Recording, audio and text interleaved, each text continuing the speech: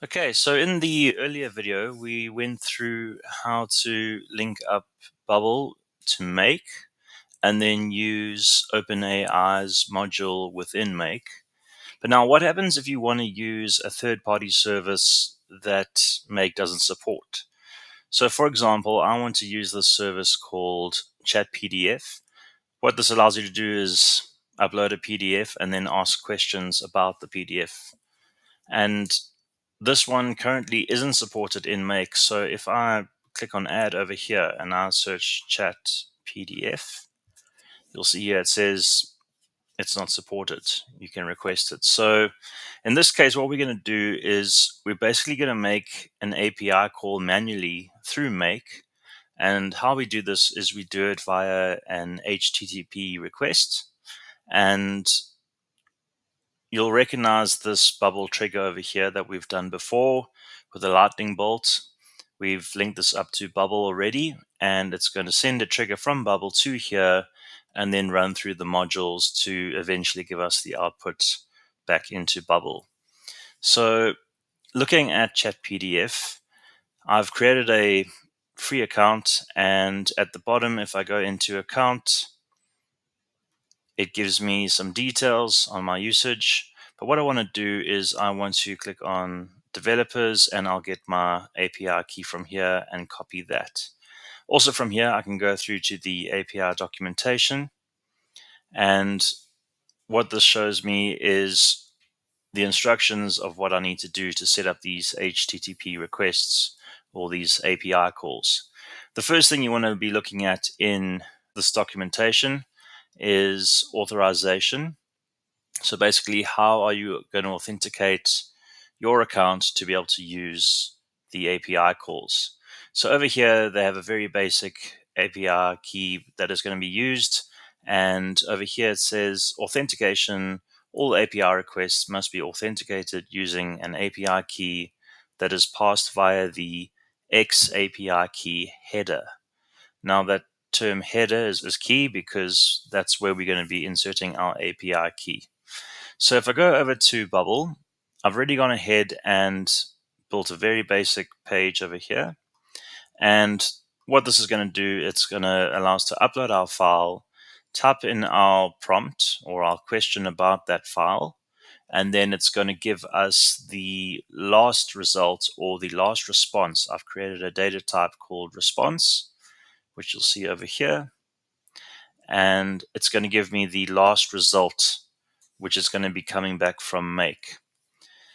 So the only action to happen on this page is going to be via the prompt button. And what I've done is when you click on prompt, it's going to go through to our workflows and it's going to trigger this API call that I've already set up to go to Make. What I've got going on here is I have two dynamic fields. One is going to be the uploader itself, so this file upload over here, and then it's also going to have our question, which is a basic input, and I've called that input my prompt, which you'll see over here. Input my prompt. Great, so these go ahead and they call our API call, and that is called ChatPDF API, and that I made in plugins, API connector, and here it is over here. It's our ChatPDF API, and within that we have our basic call here.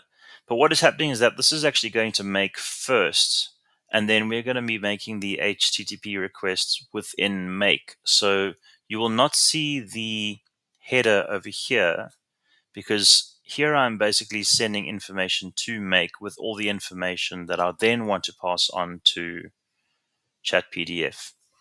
So all I've done here is I've sent information to Make using a webhook.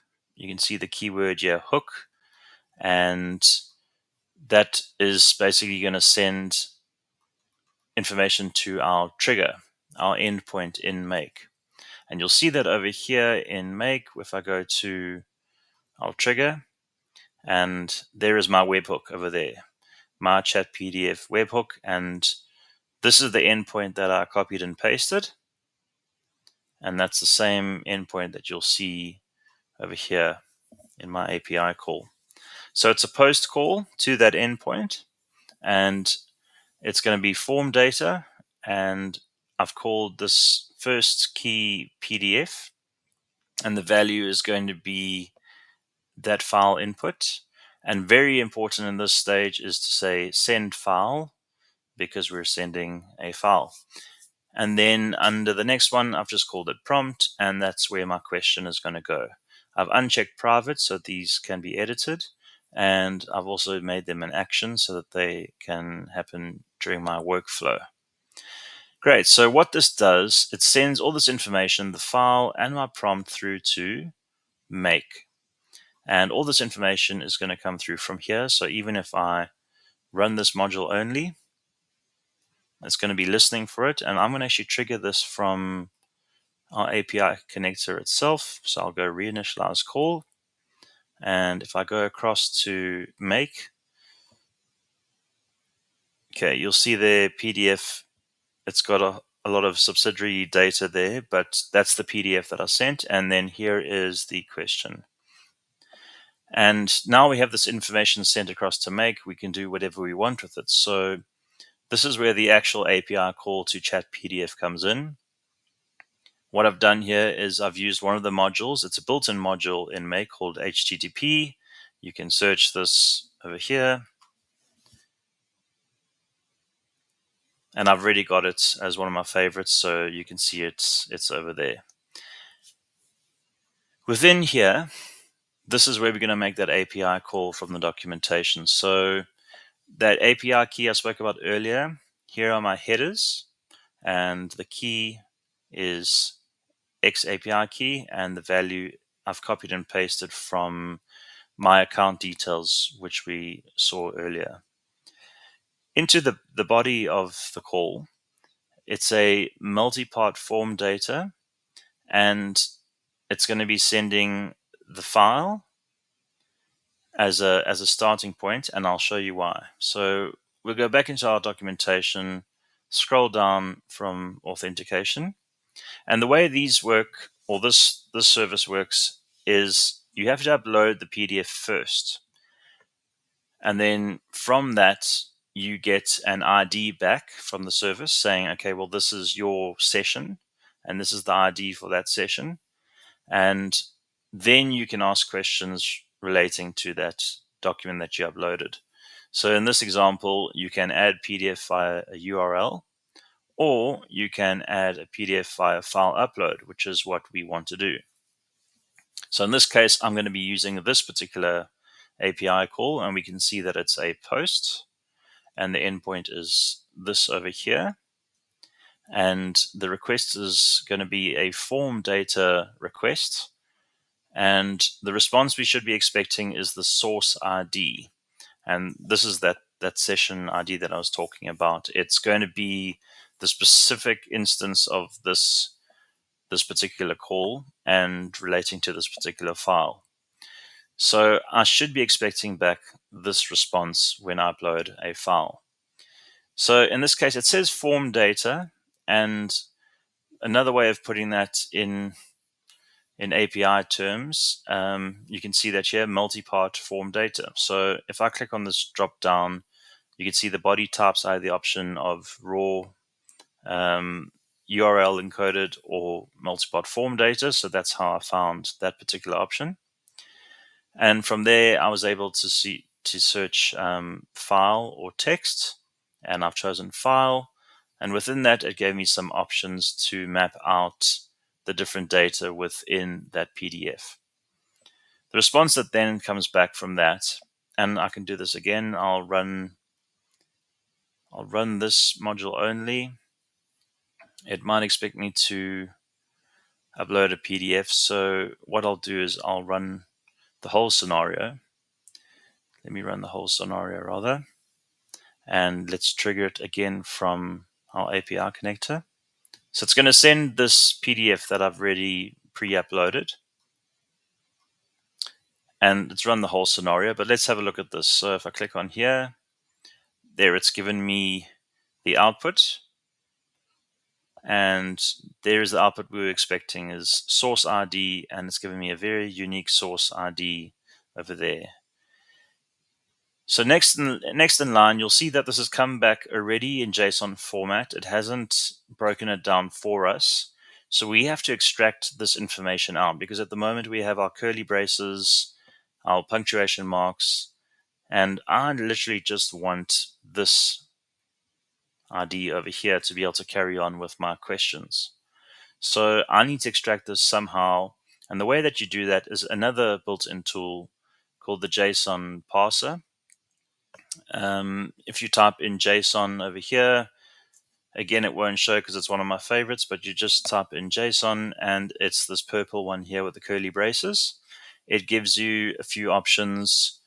If I create a new one, you can see there, create JSON, convert JSON, and I'm parsing JSON. And what that allows me to do is basically translate the JSON into simpler terms and breaks it down for me.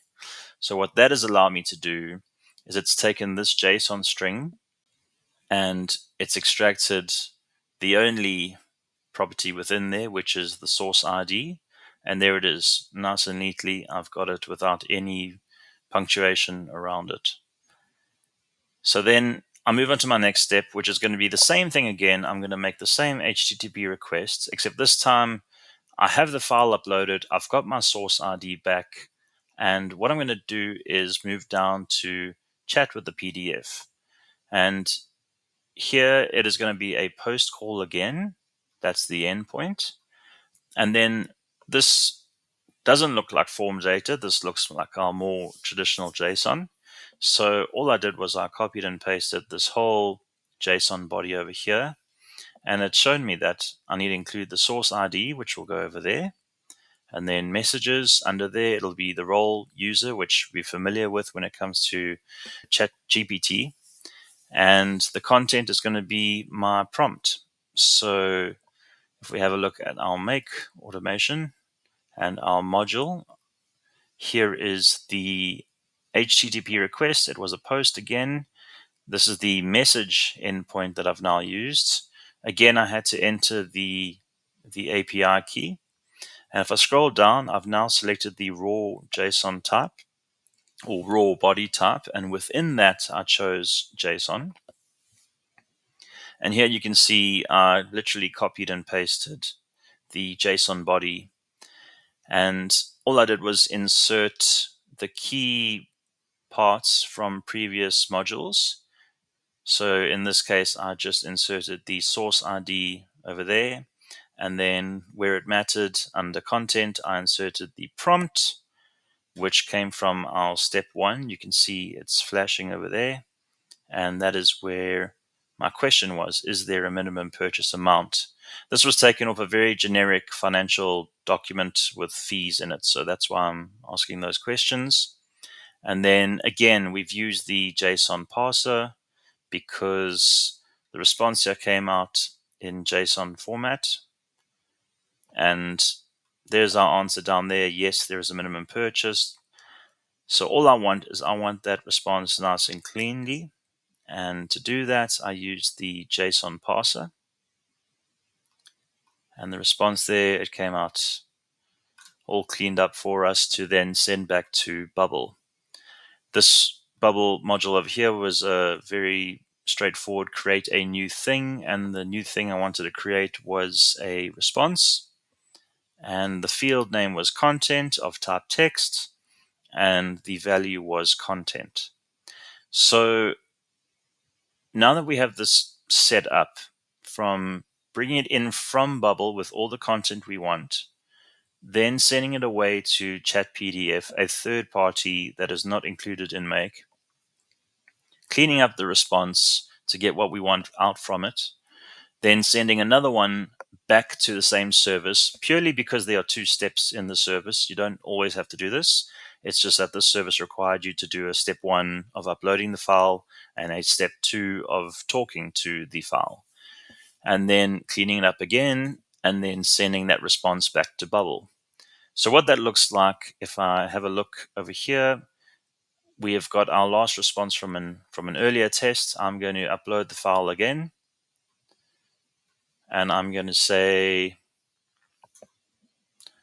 what is the annual fee? And I know from reading the PDF before, it's $75. So let's have a look here. I'll click on prompt. It's going to go through the make automation. And there we go. It's come back with a comprehensive response saying that the account fee is $75. So that's a basic example of a third-party service using API documentation and how you can make API calls within Make and sending it back to Bubble or any other servers that you'd like to use. But the main idea is triggering this scenario in Make, making the API call within it, and then sending the data back.